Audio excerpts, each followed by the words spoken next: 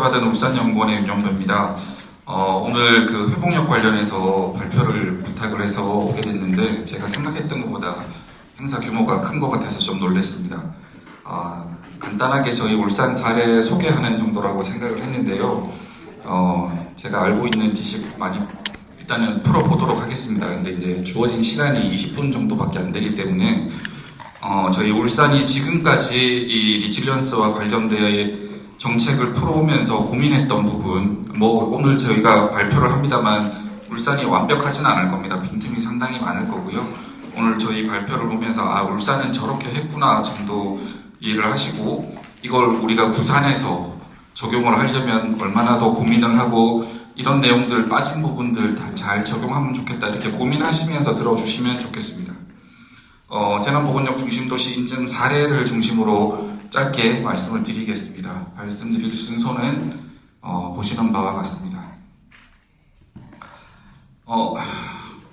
2015년이 좀 역사적인 해입니다.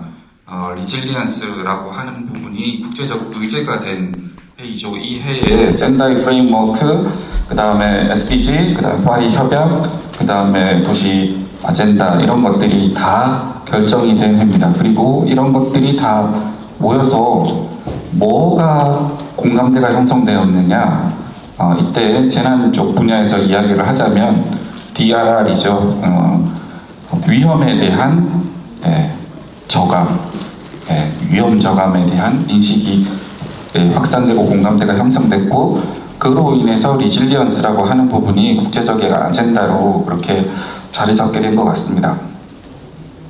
여기서 가장 중요하게 우리가 들여다봐야 될 부분이 센다이 프레임워크라는 부분인데, 센다이 프레임워크 이전에 10년 주기에 국제 컨퍼런스가 있었습니다. 1994년에 요코하마에서 있었고, 2005년에는 효고에서 있었고, 2015년에 이렇게 센다이 프레임워크까지 오는 10년 주기의 그 국제 의제들, 국제 협약들 이런 것들이 있었는데, 그것들이 진행되어 오는 상황에서 아마 효고 프레임워크부터는 들어보셨을 거예요. 근데 효고 프레임워크에서도 우리가 위험 관리로의 전환을 시도했습니다만 이런 부분들이 잘 진행되지 않았던 부분, 그리고 인식 개선이나 이런 부분에서 미흡했던 부분들이 있었기 때문에 센다이 프레임워크가 통합적으로 위험을 한번 관리해보자 라는 목표로 2015년도에 시작이 되었습니다. 센다이 프레임워크 안에는 몇 가지 행동 우선순위하고 목표들이 있는데 이 부분은 넘어가도록 하겠습니다.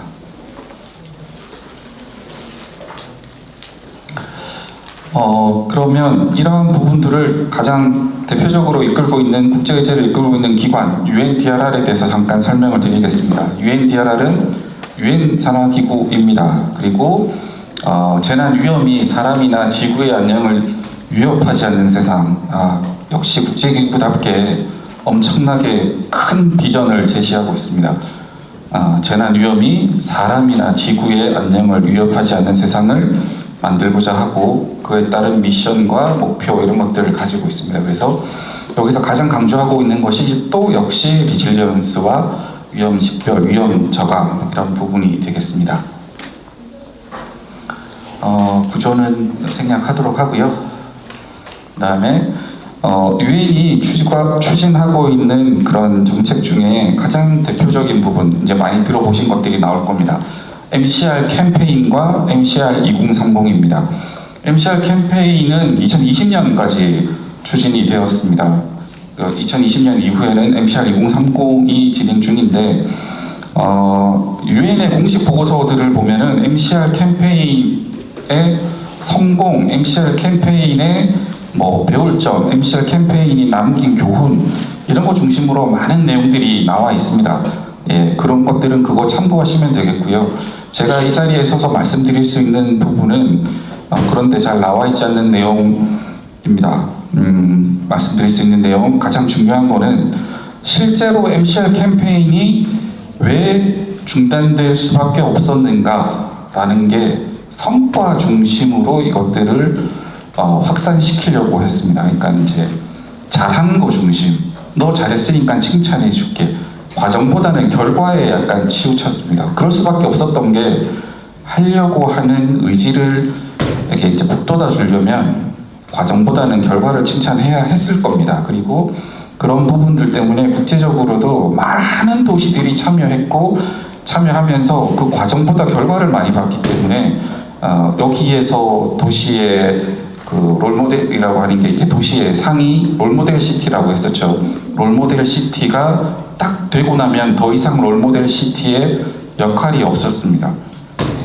유엔도 그 뒤를 크게 고민하지 않았던 거죠. 그러니까 롤모델 도시 이후에 우리가 뭘 해야 되느냐가 뚜렷하지 않았던 부분이 있어서 이게 확산되고 이행되는 데 한계가 있었습니다. 이런 확산되고 이행되는 데 한계를 극복하기 위해서 MCR 2030이 나왔다. 이렇게 이해하셔도 무방할 것 같습니다.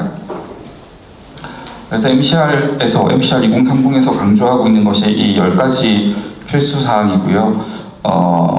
거쳐야 되는 리질리언스 로드맵이 A단계, B단계, C단계 그리고 그 이후에 리질리언스 허브라는 단계를 거치도록 그렇게 이야기하고 있습니다. 이런 부분들은 상세한 내용은 다른 자료들에 많이 나와 있기 때문에 참고하시면 좋겠습니다. 근데 이제 리질리언스 허브라고 하는 부분은 리질리언스 로드맵을 따르도록 하고 있는데 이 리질리언스 로드맵이 실제로 이제 우리나라 같은 경우에는 법과 제도가 잘 구축되어 있어서 거의 신청하면 C단계에서 시작을 합니다. C단계에서 시작을 하지만 빠진 부분이 분명히 있습니다. 그래서 우리가 C단계에서 시작했다고 해서 A단계, B단계 요구하는 부분들을 간과하고 넘어가면 안 됩니다. 그 부분은 뒤에 다시 한번 설명을 드리겠습니다.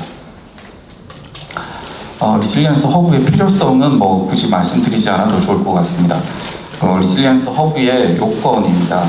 아까 말씀드린 것처럼 리질리언스 허브가 되기 위해서는 그 리질리언스 로드맵 A, B, C 단계 중에 일단은 무조건 C 단계에 위치를 해야 됩니다. 그리고 이 C 단계에 있으면서 우리 도시에 대한 모범 사례, 어떤 혁신적인 접근 방식 이런 것들을 입증해야 됩니다. 그러니까 우리가 남들보다 조금 뛰어나다 하는 거를 아주 논리적으로 잘 정리해서 남들을 설득시킬 수 있는 그런 자료의 준비가 필요하다라고 보시면 되겠습니다. 그래서 자료 준비를 하려면 실제로도 그 도시에서 뭔가를 이행을 해야 되겠죠. 그래서 그런 성과가 필요하다라는 말씀을 드리고요.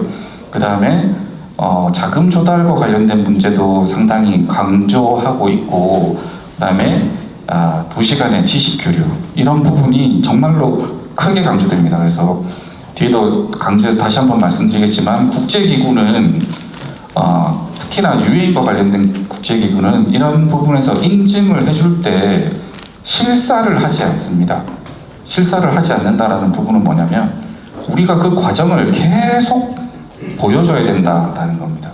실사 대신에 여기서는 과정을 계속 평가하고 있기 때문에 우리가 뭘 하고 있다, 우리가 잘하는 것이 무엇이다, 이것들을 더 잘하기 위해서 교류하고 협력하는 활동을 계속한다. 이런 것들이 유엔이 직접 매년 확인을 합니다. 그래서 이제 아마 연결되는 내용일 텐데 리질리언스 허브가 되고 나면 이런 모범 사례를 확산하고 경험을 공유하고 우리가 가지고 있는 기술, 교육 기회를 제공하고 자금에 대한 지원을 이야기하고 있습니다. 이건 의무사항은 아니지만 자금에 대한 부분을 강조하고 있습니다. 왜냐하면 국제기구에서도 이게 아무래도 약간 후발국들이 이런 것들을 자발적으로 하는데 약간 한계가 있기 때문에 그런 것들 잘 할 수 있도록 자금에 대한 이야기를 하고 있고요.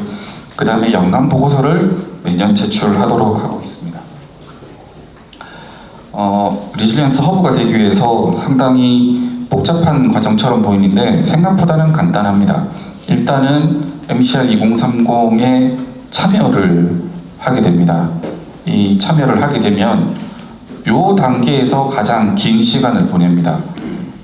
동부고 사무소에 서류를 제출하기 전에 아까 말씀드렸던 우리 도시의 우수 사례, 우리가 지속적으로 추진해 오는 지식 교류, 협력 과정, 교류 과정 이런 것들을 과정을 유엔이 계속 평가를 하고 있다가 약간 신호 같은 거를 준다라고 이야기합니다. 우리 울산에도 그런 부분을 저희가 이제 약간 조른 것도 있지만 좋습니다. 신청서를 이제 한번 제출해 볼래? 네. 신청서를 제출해 볼래 정도의 의사타진이 없는 상황에서 그냥 신청서를 제출하면 그 신청서가 여기서 뺑뺑뺑뺑 돌다가 결과 내가 탈락했다 이런 말도 안 해주고 탈락합니다. 이 과정이 상당히 중요하고요. 이 과정 안에서 많은 일들이 일어난 다음에 서류를 제출합니다. 그러면 우리나라 중심으로 하면 아태지역 사무소 조정위원회에서 조정 심사가 이루어집니다. 여기에서 아주 깐깐하게 심사가 이루어져요. 우리가 앞으로 뭘 하겠다, 우리가 지금까지 뭘 잘했다, 뭘 잘했다라는 부분보다는 앞으로 뭘 하겠다라는 계획 중심으로 상당히 깐깐한 심사가 이루어지고요. 여기서 심사가 이루어진 다음에는 글로벌 조정위원회로 가게 되는데 죄송합니다. 여기 아태지역에서 가장 깐깐하게 되고 글로벌 조정위원회로 가게 되는데 글로벌 조정위원회에서는 그렇게 뭐 크게 태클 건다 뭐 이런 것들이 거의 없습니다. 거의 순조롭게 지나가게 되고요. 인증서가 발급되고 난 다음에 또 할 일이 있습니다. 아까 말씀드렸다시피 MCR 캠페인에서는 여기서 끝이었거든요. 과정이 여기서 끝이었습니다. 근데 MCR 2030에서는 인증받고 난 다음에 3년간의 활동을 해서 그 3년간의 활동에 대한 결과를 대시보드에 올리도록 하고 있고요. MCR 2030의 다른 도시들을 지원하게 해서 활동 보고서를 작성하도록 하고 있습니다. 이런 내용들이 있다라는 걸 알고 계시면 좋겠습니다. 울산도 그래서 이 3년간의 계획서를 이런 식으로 작성을 해서 제출을 했습니다. 그래서 아주 공격적인 부분으로 작성을 하게 되면 이행이 어려울 수 있습니다. 그리고 실제로 약간 공격적으로 작성된 계획서는 아까 말씀드렸던 아태지역 조정위원회에서 이건 너네 실제로 할 수 있게끔 더 완화시켜서 계획서를 수정해 라는 피드백이 계속 옵니다. 그래서 처음에 아주 높은 이상을 가지고 계획서를 작성했다가 진짜로 실행할 수 있는 계획서로 점점 내려옵니다. 그러니까 만약에 부산이 이런 부분을 준비를 하신다라고 하면 진짜로 실행할 수 있는 계획서 중심으로 작성하시면 통과가 빠를 것이다 이렇게 말씀드릴 수 있겠고요. 그리고 우리 울산이 지금까지 계속해서 뭘 잘하느냐 하는 부분을 유엔에 어필을 했냐면 저희는 요거를 잡았습니다. 스코어 카드 워크샵이라고 해가지고요. 우리 울산의 재난보건력, 그러니까 리질리언스나 재난위험 경감과 관련된 분야에서 자가진단하는 그런 툴인데 이런 것들을 우리가 정말로 잘하고 있다라는 부분을 계속 해왔습니다. 그래서 이 내용을 저희가 한 8년 정도 매년 MCR 캠페인에서의 스코어카드 워크숍을 진행을 하고 있습니다. 워크숍 진행 단계에서 가능한 많은 참가자들을 참가시킬 수 있도록 노력을 하고 있고요. 다양한 목소리가 나와야 여기서 우리 울산이 실제로 이 정도 위치에 있구나 하는 것들을 객관적으로 좀 판단할 수 있을 것 같습니다. 그래서 사전에 이런 정보를 제공해서 우리가 어떤 내용에 대해서 평가한다, 진단한다는 내용을 전달하고 실제로 이렇게 이틀간 모여서 전체 그 스코어카드 질문에 대한 답을 작성을 합니다. 이런 과정을 거친 후에 이제 각각에 대한 결과를 분석을 한번 해보죠. 우리 울산이 어떤 부분이 부족하냐, 부족한 부분을 개선할 수 있는 그런 정책들도 개발을 해냅니다. 이런 과정으로 저희가 진행을 해왔고요. 성공 결과 교훈, 이거는 약간 억지스럽긴 합니다만 저희가 처음 이 MCR이라는 걸 시작하게 된 계기는 시장님의 공약사항이었던 거죠. 민선 6기 시장님의 공약사항으로 처음 MCR 캠페인에 가입을 하고 시작을 하게 되었고요. 민선 6기, 민선 7기, 민선 8기 저희가 계속 시장님이 바뀌었고 당이 바뀌었고 했습니다. 그럼에도 불구하고 저희가 조금 잘 진행할 수 있었던 거는 정책 결정권자가 그나마 조금 관심을 가져주셨다.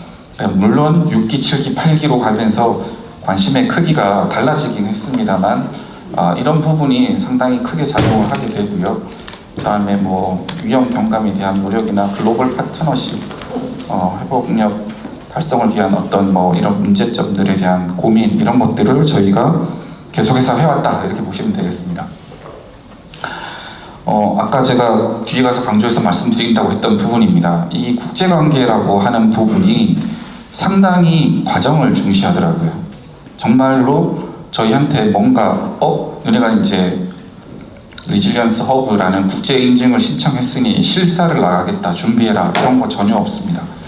그 안에 너네가 어떤 과정으로 여기까지 왔는지 UN 내부 직원들, 그 커미티에 있는 포함되어 있는 사람들끼리 회의를 합니다. 그래서 울산이 지금 MCR 2030이라는 데 가입을 하고 3년, 4년 동안 뭘 해왔다는 것들을 자기네들끼리 상의를 해요. 우리가 제출한 서류도 물론 그 심사의 대상이 되지만 본인들이 봐왔던 것들이 심사의 대상이 됩니다. 그래서 여기 이렇게 적었는데요. 국제관계는 거짓말을 할 수 없습니다. 공을 들인 만큼, 공을 들이면 그만큼 더 많이 돌려줍니다. 저희가 계속 공을 들였고 이제 우리는 이제 국제관계에서 더 나은 리질리언스의 그 정책을 배우기 위해서 노력을 해왔고, 이게 이제 저희가 노력해온 지가 한 8년, 7년 이렇게 되어 가니까 이제 거꾸로 이제 유엔에서 요청이 옵니다. 중국, 뭐 인도, 아니면 뭐 베트남 이런 도시에서 리질리언스와 관련된 국제 컨퍼런스를 하는데 울산시 사례를 가서 소개를 좀 해주면 좋겠다. 니들이 잘한 것들을 그들한테 좀 소개해줘라. 이거 거꾸로 제안이 옵니다. 그래서 우리가 이제 잘했던 것들을 다 이제 소개할 수 있는 그 정도 수준까지 올라옵니다. 그 대신에 거기까지 오기까지 정말로 공을 많이 들여야 됐습니다. 저희는 공을 상당히 많이 들였다, 이렇게 자신 있게 말씀드릴 수 있을 것 같습니다. 그리고 기초부터 차근차근이라고 하는 부분은 뭐냐면, 아까 제가 우리가 보통 시작하면 다 C단계에 있습니다. C단계에 있기 때문에 A단계, B단계에서 요구하는 사항들을 조금 등한시하고 넘어갈 수 있어요. 근데 이게 언제 가장 문제가 되냐면 요 결과로 다른 도시하고 교류할 때 문제가 됩니다. 저희도 물론 A단계, B단계에 있던 내용 중에 완벽하게 하지 못하고 지나갔던 부분들이 분명히 있고 아예 손도 안 대고 지나갔던 부분들이 분명히 있습니다. 그런 것들이 다시 지난 이후에 다시 하는 데는 그때 그 당시에 하는 것보다 훨씬 더 많은 에너지가 필요하더라고요. 그리고 잘 아시겠지만 저희가 이제 의사결정 과정에 시의 이제 최고 정책 결정권자께서 최종 승인을 해야 되는데 우리가 벌써 이 단계에 있는데 저 밑에 단계에 있는 일을 이제 와서 하는 이유가 뭐야? 라는 부분 설득이 힘들어요. 그래서 과정의 점프는 가능하면 하지 마시고 차근차근 준비하시면 좋겠다. 그리고 이 부분은 저희는 이 논리 구조를 태화강의 기적이라는 걸로 했습니다. 라인강의 기적 이런 거 좀 차용한 거죠. 근데 아시는 분은 아시겠지만 태화강은 한때는 수질이 근처에도 못 갈 정도로 BOD 기준으로 뭐 10등급인가요? 8등급인가요? 엄청나게 수질이 안 좋았던 하천이었는데 지금은 태화강에 발을 담그고 놀 수 있습니다. 이런 환경 회복, 극복에 우리 하나의 역사가 있고요. 그거보다 조금 더 앞으로 가면 이 태화강을 중심으로 해서 아무것도 없던 인구 5만 밖에 안 되던 조그만 어촌 마을을 지금 산업수도로 성장시킨 그런 기록이 있고요. 그 다음에 이제 이 태화강 중심으로 한 치수 안전 문제 이런 것들을 극복하는 안전에 대한 문제 이런 것들 세 개를 엮어서 태화강의 기적이라는 스토리를 만들고 기적이라는 단어를 저희가 지금까지도 국제 무대에서 사용을 하고 있습니다. 이런 것들을 하나 만들어 두시는 것도 상당히 크게 도움이 될 것 같다. 몇 분 남았나요? 3분 남았습니까? 네. 이런 과정을 거치면서 우리 울산이 그러면 어떤 변화를 가져왔느냐? 요거는 아주 초창기에 만들었던 부분입니다. 롤모델 시티에서 리질리언스 허브로 건너오던 그 단계에서 우리가 이런 것들을 좀 잘하면 리질리언스 허브로 인증받을 수 있지 않을까라며 하면서 만들었던 전략들이고요. 그 다음에 이제 우리가 도시 전략도 만들고 도시 보건력 강화 전략도 만들면서 계획을 수립했습니다. 우리 안전 분야에서 도시의 기본 계획이 없습니다. 5년 단위 중기 계획이 업종 계획이 없다 보니까 아마 많은 도시들이 안전 관련된 계획을 수립하지 않을 겁니다. 근데 저희는 안전도시 기본계획 같은 거를 수립을 했고요. 그 다음에 아까 말씀드렸던 주기적인 도시 보건력에 대한 현황 진단을 하고 있고, 국내외 교류 확대나 이제 취약계층에까지 저희가 눈을 좀 넓혀서 이런 부분들까지도 저희가 조금 신경 쓰고 고민하고 있다. 그래서 울산이 과거에 비해서 정말로 이 MCR 캠페인, MCR 2030 이런 걸 거치면서 정말로 안전 분야에도 그렇고 많은 부분에서 성장하고 있는 그런 도시이고, 앞으로도 더 나은 도시로 나갈 수 있는 그런 목표를 가질 수 있게끔 해줬다, 이렇게 말씀을 드릴 수 있겠습니다. 그래서 저희가 미래에는 이런 그 산업 수도로서의, 그리고 환경 수도로서의, 그리고 안전 허브로서의 이런 역할들을 다 해서 오늘 이렇게 저희가 울산이 해왔던 부분을 전달 드린 것처럼 역할을 할 수 있도록 노력을 할 것이고, 저희가 부족한 부분은 앞으로도 계속 배우면서 채워나가도록 하겠습니다. 여러모로 같이 협력해서 더 나은 도시가 될 수 있었으면 좋겠습니다. 네, 이상입니다. 감사합니다. 네, 안녕하세요. 방금 소개받은 부산연구원 김기욱입니다. 제가 오늘 말씀드릴 내용은 부산시 재난회복력 강화를 위한 노력 및 과제가 되겠습니다. 발표는 크게 4가지로 구분을 해서 말씀드리겠습니다. 먼저 부산 지역에서 재난 발생 현황이 어떻고 그 특성이 어떤지, 그리고 부산광역시 재난관리 체계에 대해서 간단히 말씀을 드리고요.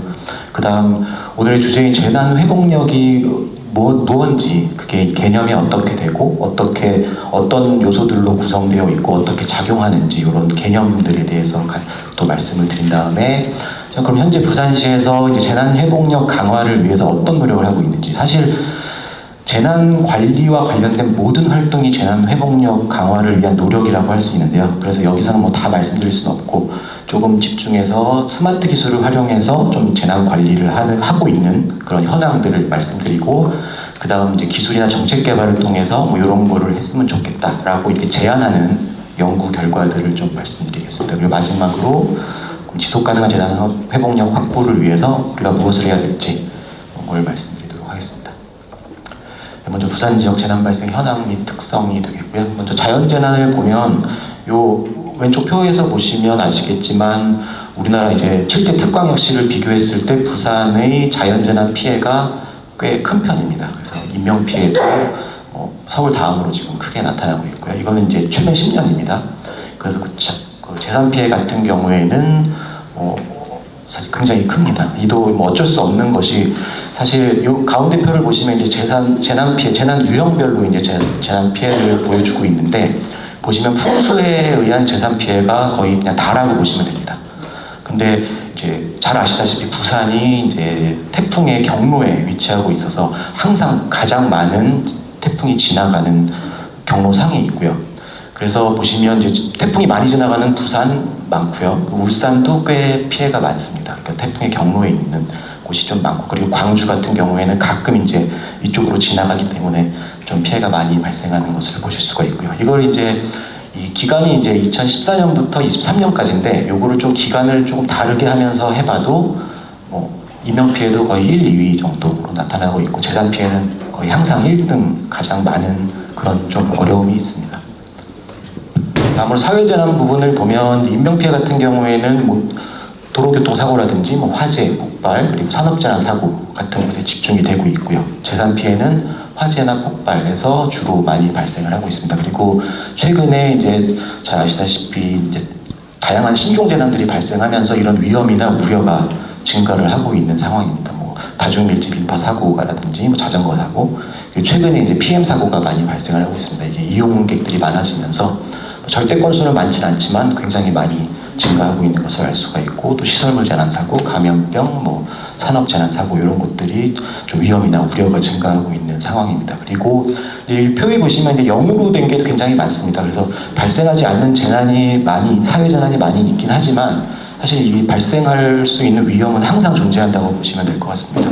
특히 부산 같은 경우는 우리나라의 전체에 있는 초고층 건축물의 10개 중에 4개가 부산에 있고요. 그렇기 때문에 뭐 이런 화재 위험도 좀 많이 있다고 볼 수 있고, 그리고 부산시에 이제 노후시설물이 굉장히 많이 있습니다. 그리고 내진율도 좀 하위권에 위치하고 있어서 항상 재난 발생 위험이 있다라고 보시면 될 것 같습니다. 네, 다음으로 이제 부산광역시 재난관리 체계인데요. 이거는 이제 모든 지자체가 다 같은 동일할 거라고 생각이 됩니다. 그래서 뭐 재난안전대책본부, 시본부가 있고요. 그다음 구군 재난안전대책본부, 그리고 통합지원본부 이렇게 있고, 옆에서 이제 실제로 현장에서 긴급 구조를 수행하는 그런 조직들이 있고, 그다음 유관기관 이렇게 체계가 잡혀 있습니다. 그래서 부산시 재난안전대책본부를 보면 뭐 본부장, 차장, 총괄조정관, 통제관, 담당관 이렇게 지휘부가 있고요. 그 다음 분야별로 13개 실무반이 있습니다. 그래서 실제로 재난이 발생하게 되면 징후 감지서부터 해서 이제 재난이 발생하고 이제 초기 상황이 발생하면 초기 대응을 하게 되는데, 이 정보들이 이제 모이게 됩니다. 그래서 모여서 여기서 상황 판단을 합니다. 앞으로 대응을 어떻게 할 것인가, 이런 상황 판단들을 하고, 그 결과를 바탕으로 이제 이런 활동들이, 대응 복구 활동들이 이루어지게 됩니다.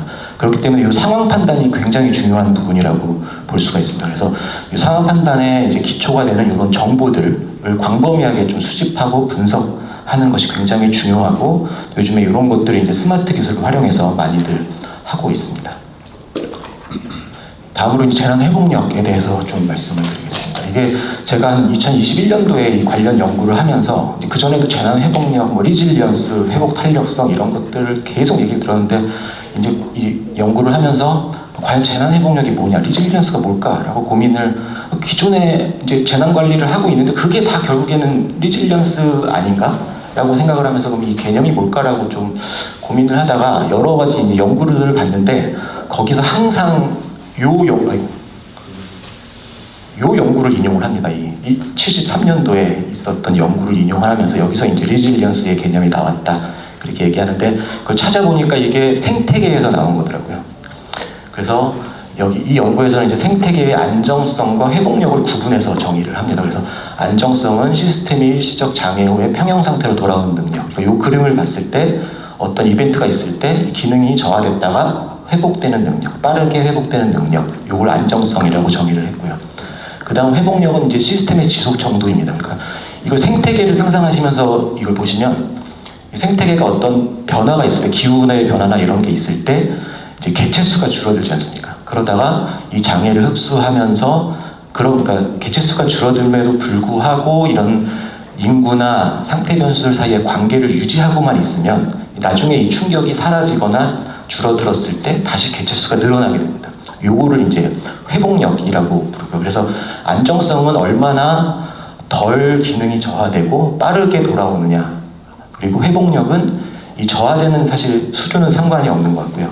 이게 나중에 충격이 사라졌을 때 다시 돌아올 수 있느냐 없느냐, 요거를 구분을 해서 이제 정의가 되어 있었고요. 그래서 이 중에서 이제 공학적인 회복력은 안정성에 조금 더 초점을 맞추고 있는 것으로 볼 수가 있고요. 그리고 또 다른 정의들을 보면 뭐 기관 공동체 등 사회 구성 단위가 재난의 피해를 감소시키고 혼란을 최소화하고 미래 재난의 영향을 저감하기 위한 뭐 능력이다. 그리고 뭐 다른 곳에서는 뭐 사회 시스템이 재난에 대응하고 회복하는 능력이다. 여기서 보면 이제 충격을 흡수하고 사상에 대처하고 이제 이 대응하는 과정에서 재구성되고 변화돼서 학습하면서 적응하는 이런 것들이라고 정의를 하고 있습니다. 그래서 이게 이제 방제 분야로 넘어오면서 회복 탄력성이 이제 전통적으로는 안정성에 조금 더 초점을 맞춰서 시스템의 변화를 최소화하고, 그러니까 충격이 왔을 때 기능의 저하를 최소화하고 그게 끝났을 때 이제 평형 상태로 빠르게 회복되는 이런 전통적 개념이 있었는데, 이제 최근에는 이 전통적 개념에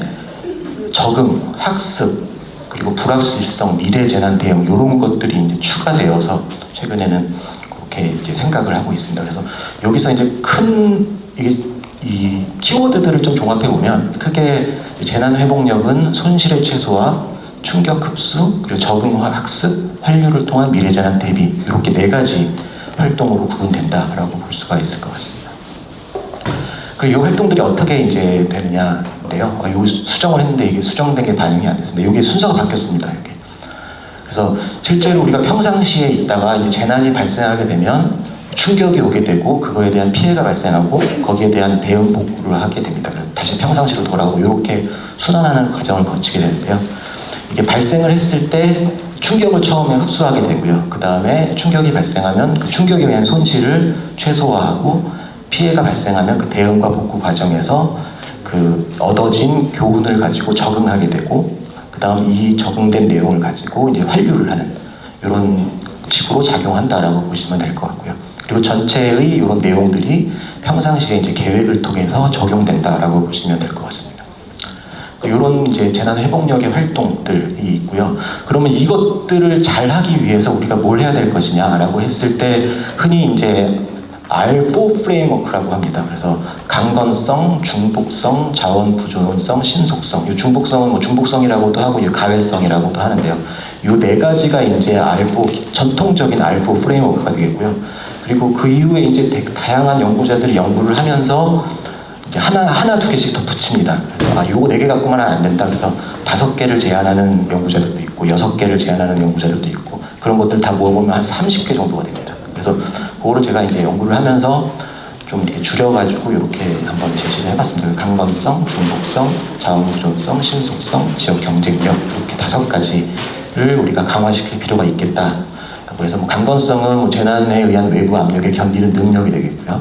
그리고 가외성은 뭐 재난 충격에 의해서 어떤 기능들이 손상됐을 때 그 기능을 대체할 수 있는 여분의 어떤 요소들을 통해서 기능을 유지하는 능력이 되겠고요. 자원부존성은 우리가 재난에 대응하고 복구하기 위해서 다양한 자원들을 얼마나 많이 가지고 있느냐, 그리고 그거를 얼마나 효율적으로 활용해서 재난에 대응하고 복구를 수행하느냐가 되겠고요. 그 다음 신속성은 말 그대로 얼마나 빠르게 시스템을 재건할 수 있겠느냐. 마지막으로 지역 경쟁력은 뭐 지역사회의 다양한 구성원들의 참여를 통해서 문제 해결을 위한 지역 공동체의 능력이라고 정의를 할 수가 있습니다. 그래서 이걸 이제 재난 회복력 삼각형, 리질리언스 트라이앵글이라고 하는데요. 이게 아까 그림인데 이게 이제 삼각형 모양으로 생겨서 이걸 리질리언스 트라이앵글이라고 합니다. 그래서 우리가 이 5가지 요소들을 강화시킴으로써 이것들이 이 트라이앵글을 변화시키는데 어떻게 작용하느냐를 설명한 그림이고요. 강건성은 뭐 기능의 저하 시점이나 시점을 지연하고 정도를 저감하는 그런 기능을 하게 됩니다. 그래서 이벤트가 여기서 발생했는데 이제 견디다가 이제 그 선을 넘어가면 이제 기능이 저하되는 그런 거고요. 그 다음 가외성은 이게 이제 전체 시스템 기능의 저하 속도나 정도를 저감해주는 작용을 하게 되고, 그 다음 자원 부존성과 신속성은 이제 빠르게 회복할 수 있도록 하는 그런 기능을 갖게 되고, 지역 경쟁력은 이제 더 나은 상태의 재건을 의미를 합니다. 그래서 실제로 이 파란 선이 원래는 이제 이렇게 가다가 충격이 발생하면 감속했다가 다시 원래의 상태로 돌아오는 건데, 지역 경쟁력 강화를 통해서 이 빨간 선으로 바꿔보자는 겁니다. 그래서 재난이 발생했을 때 최대한 늦게 피해를 발생하게 하고 그 피해를 적게 하고, 그리고 나중에 회복됐을 때는 그것보다 더 나은, 더 센 충격에도 견딜 수 있도록 하자. 그게 이제 회복력의 핵심이 되겠습니다. 다음으로 이제 재난 회복력 강화를 위한 노력인데요. 아까도 말씀드렸듯이 뭐 부산시에서 하고 있는 모든 것을 다 말씀드릴 수 없기 때문에 좀 축약해서 좀 스마트 기술을 이용한 부분들을 먼저 말씀을 드리겠습니다. 먼저 부산시에서는 뭐 스마트 빅보드 시스템이라는 것을 이제 활용을 하고 있고요. 뭐 사물 인터넷이나 IT 기술들을 활용해서 그 정보를 실시간으로 수집해서 표출하고 그걸 통해서 이제 의사결정을 할 수 있도록 하는 상황관리 시스템이 되겠습니다. 그래서 이 표에 보시면 이런 컨텐츠들이 다 연계가 되어서 그것들을 이렇게 화면상에서 구현해주는 이런 역할을 하고 있습니다. 그래서 이거는 이제 부산시 재난 상황실에서 활용을 하고 있는 내용이 되겠습니다. 그리고 이게 이제 공무원 재난 담당자들을 위한 시스템이라면 이제 이거는 도시침수 통합 정보 시스템은 일반인 시민들을 위한 시스템이 되겠습니다. 그래서 이거는 지금도 이제 검색해 보시면 인터넷으로 들어가실 수가 있습니다. 시민들이 능동적으로 침수에 대응할 수 있도록 웹페이지를 통해서 실시간 정보를 제공하는 시스템이고요. 이런 식으로 구성이 되어 있습니다. 표를 보시면 평상시에 다양한 관측 자료, 그리고 뭐 어떤 비가 왔을 때 어디가 침수되겠다 그런 예상 지도가 있고요. 그리고 과거 침수 이력, 그리고 대피소, 내가 사는 지역 주변에 대피소가 어디 있는지 미리 알아볼 수 있고, 그리고 뭐 재난이 발생했을 때 우리가 뭘 해야 되는지 이런 것들을 미리 좀 숙지할 수 있도록 이런 정보들을 담고 있고요. 재난이 발생하게 되면 실제로 현재 비가 얼마나 오고 있고 어디가 침수되고 있고, 그리고 CCTV를 통해서 그 상황을 이제 확인을 해볼 수가 있고요. 그리고 내가 지금 나 있는 곳에서 대피소까지 어떻게 이동해야 되는지까지 이제 보여주고 있습니다. 그래서 시민들이 이것들을 보고 미리 이제 정보를 숙지하고 실제 상황이 발생했을 때 적절하게 대응할 수 있도록 이렇게 하고 있습니다. 다음으로 이제 이건 폭염과 관련된 겁니다. 도시결선 통합관리 시스템이라고 해서 다양한 이제 관측된 자료들을 분석해서 이제 표출해주고, 요거는 지금 현재 시에서만 활용을 하고 있고요. 그래서 담당자가 매일 아침에 와가지고 이렇게 내용을 보고 그것들을 각 부서에 전파해주는 용도로 현재는 활용하고 있다고 합니다. 그리고 이 자료들은 이제 연구나 이런 것들을 위해서 공동으로 활용을 하고 있고요. 그렇게 진행을 하고 있습니다. 그다음 이제 기술 정책 개발을 통한 재난 회복력 강화가 되겠습니다. 이거는 지금 하고 있는 건 아니고요. 저희가 이제 연구를 통해서 이런 것들을 조금 재난 회복력 강화를 위해서 했으면 좋겠다라고 제안한 내용들이 되겠습니다. 먼저 이제 물순환 회복 부분이 됩니다.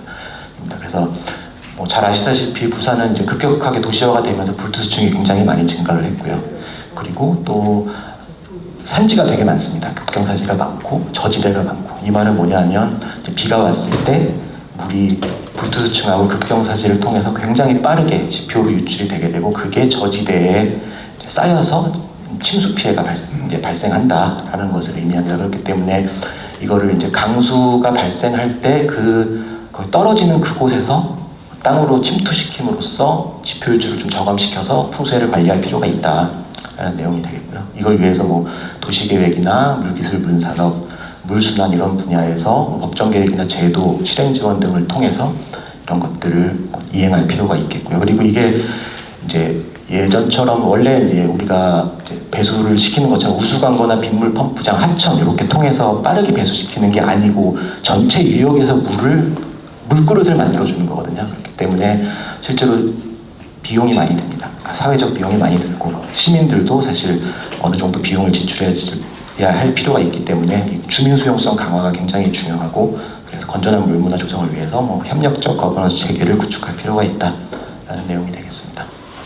다음으로 이제 스마트 재난관리 시스템 도입인데요. 저희가 뭐 앞서 말씀드린 것처럼 스마트 재난관리, 뭐 스마트 기술을 이용해서 재난관리에 활용을 하고 있지만, 사실 현재는 조금 스마트 기술을 이용을 하긴 하는데, 이게 정말 스마트 기술을 이용한다고 다 스마트 재난관리냐? 그거는 또 아닐 수 있거든요. 그렇기 때문에 실제로 스마트 기술이 효과를 발휘할 수 있는 부분에서 스마트 기술을 적절하게 활용하는 것이 중요하다. 그래서 뭐 재난의 예측, 예방, 대비, 대응, 복구, 조사, 분석 단계별로 뭐 재난 위험 관리라든지 재난 교육 훈련, 그리고 안전 점검, 그리고 의사결정 지원, 그리고 뭐 재난 원인 피해 평가 및 한류 이런 부분에서 좀 스마트 기술을 충분하게 활용할 필요가 있고, 이걸 위해서 스마트 통합 재난관리 체계의 구축이 필요하다라는 이야기가 되겠습니다.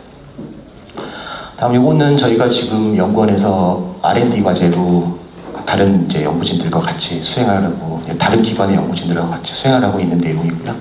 그래서 일반적으로 아까 앞서 말씀드린 것처럼 비가 오면 이거를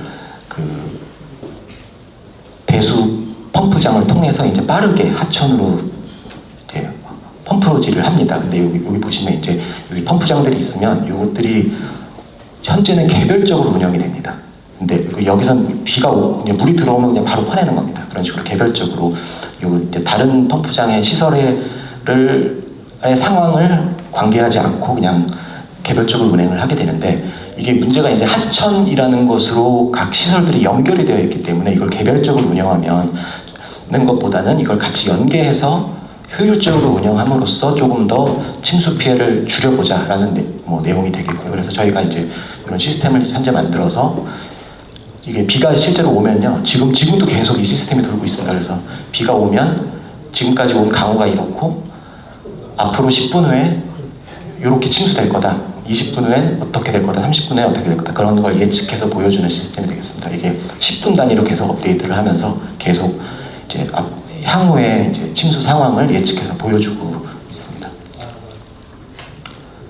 마지막으로 이제 지속 가능한 재난 회복력 확보를 위한 과제가 되겠습니다. 그럼 우리가 재난 회복력을 강화하기 위해서 어떻게 해야 될 것이냐, 요거는 간단하게 말씀을 드리겠습니다. 그래서 앞에 말씀드린 것처럼 R5 프레임워크라고 해서 이제 강건성, 가외성, 자원부종성, 신속성, 지역 경쟁력 이런 것들을 강화시킬 필요가 있고, 이걸 통해서 재난의 충격을 흡수하고 손실을 최소화하고 그 상황에 적응함으로써 환류를 시키는, 그래서 시스템을 유지하고 미래 재난을 대비하는 이런 걸 통해서 우리가 재난 회복력을 강화할 필요가 있다라고 생각이 되고요. 그래서 이걸 위해서 정책 방향으로 재난 충격으로부터의 시스템 유지 그리고 시스템 발전을 통한 미래 재난 대비를 할 필요가 있다. 이런 것들의 스마트 기술을 적극적으로 활용할 필요가 있다라는 이야기가 되겠습니다. 이런 것들을 위해서 이 오른쪽 표에 보시면 이제 시스템 유지랑 미래 재난 대비를 위해서 이런 수단들이 필요하고, 그래서 이런 수단들을 이런 걸 달성하기 위해서 뭐 이런 도시계획적 강건성 확보라든지 이런 것들을 우리가 좀 사전적으로 할 필요가 있다. 그렇게 함으로써 여기 그림에 보시는 것처럼 이 파란 선을 이 빨간 선으로 좀 만드는데 노력할 필요가 있겠다라는 내용이 되겠습니다. 이상으로 발표를 마치겠습니다.